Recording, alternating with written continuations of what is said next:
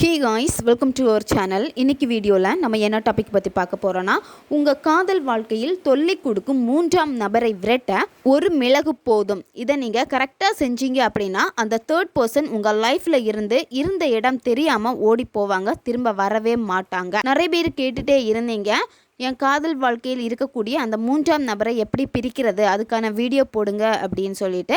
இந்த வீடியோவை நீங்கள் கரெக்டாக ஃபாலோ பண்ணிங்க அப்படின்னா அந்த தேர்ட் பர்சனை உங்கள் லைஃப்லேருந்து ரிமூவ் பண்ண முடியும். நம்ம வீடியோக்குள்ளாடி போக முன்னாடி நம்ம சேனலை நீங்கள் இதான் ஃபஸ்ட் டைம் பார்க்குறீங்கன்னா மறக்காமல் சப்ஸ்கிரைப் பண்ணிக்கோங்க. பக்கத்தில் இருக்கிற பெல் பட்டனையும் கிளிக் பண்ணிக்கோங்க.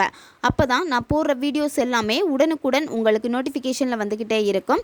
வாங்க வீடியோக்குள்ளாடி போகலாம். உங்கள் குறிப்பிட்ட பர்சன் கூட இப்போ பேச முடியாமல் நீங்கள் ரொம்ப தவிச்சிட்டு இருக்கீங்க. அது ஒரு மூன்றாம் நபர் குறுக்கீட்டுனால உங்களுடைய காதல் காணாமலே போயிடுச்சு. அந்த காதல் திரும்ப வேணும், தக்க வச்சுக்கணும்னு நினைக்கிறீங்க.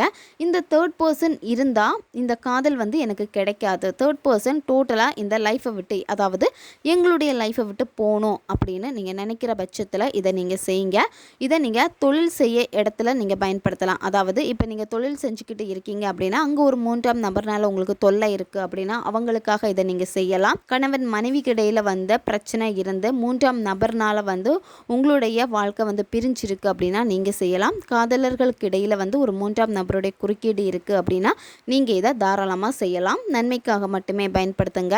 இந்த மெத்தடை எந்த இடையில நீங்கள் செய்யணும் அப்படின்னா அமாவாசை அன்னைக்கு தான் இந்த மெத்தடை நீங்கள் செய்யணும். அமாவாசையில் இதை தொடங்கி கண்டினியூவாக 21 நாட்கள் இந்த மெத்தடை நீங்கள் செய்யணும். எந்த நேரத்தில் இந்த மெத்தடை நீங்கள் செய்யணும் அப்படின்னா நைட் 12 மணிலேருந்து 1 மணி இந்த இடைப்பட்ட நேரத்துக்குள்ளாடி தான் இந்த மெத்தடை நீங்கள் செய்யணும். இந்த மெத்தடுக்கு உங்களுக்கு பிளாக் கலர் கேண்டில் தேவைப்படும். பிளாக் கலர் கேண்டில் தான் பயன்படுத்தணும். அதுக்கப்புறமா பிளாக் கலர் பென் இதில் உங்களுக்கு தேவைப்படும். அமைதியான ஒரு பிளேஸை நீங்கள் சூஸ் பண்ணிக்கோங்க.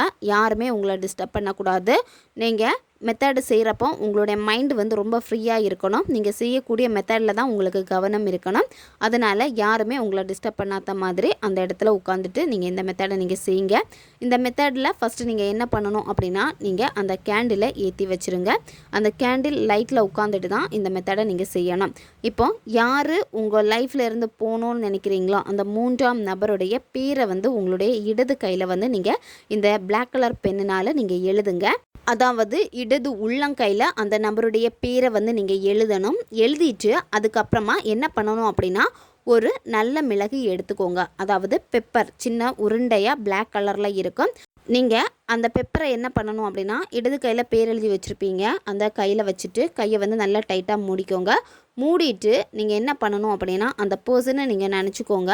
அந்த பர்சனை மட்டும்தான் நீங்கள் நினைக்கணும். நினச்சிட்டு இந்த வார்த்தைகளை நீங்கள் சொல்லணும். இப்போ உங்களுக்கு வீடியோ ஸ்க்ரீன்லேயே வரும், பார்த்துக்கோங்க.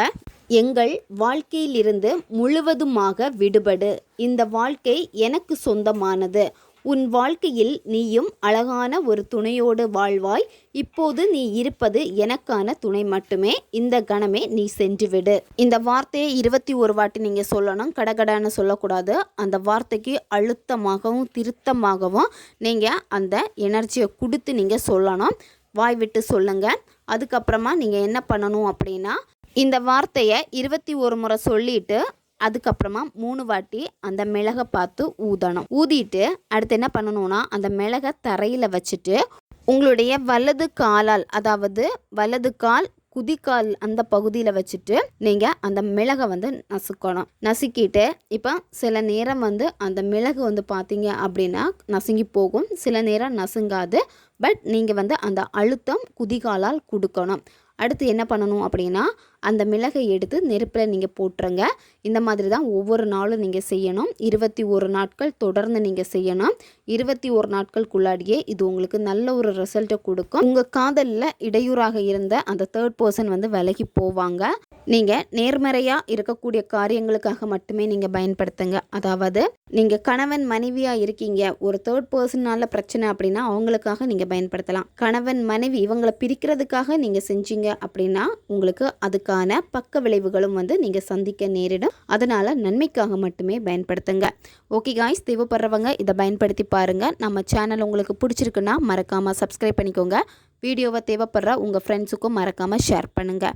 அவங்களுக்கும் இது உபயோகமாக இருக்கும். இன்னும் நிறைய வீடியோஸ் நம்ம சேனலில் அப்லோட் ஆகிட்டே இருக்கும். பக்கத்தில் இருக்க பெல் பட்டனையும் மறக்காமல் ப்ரெஸ் பண்ணி வச்சுக்கோங்க. அப்போ தான் நான் போடுற வீடியோஸ் எல்லாமே உடனுக்குடன் உங்களுக்கு நோட்டிஃபிகேஷனில் வந்துக்கிட்டே இருக்கும். அடுத்த வீடியோவில் சந்திக்கலாம். நன்றி.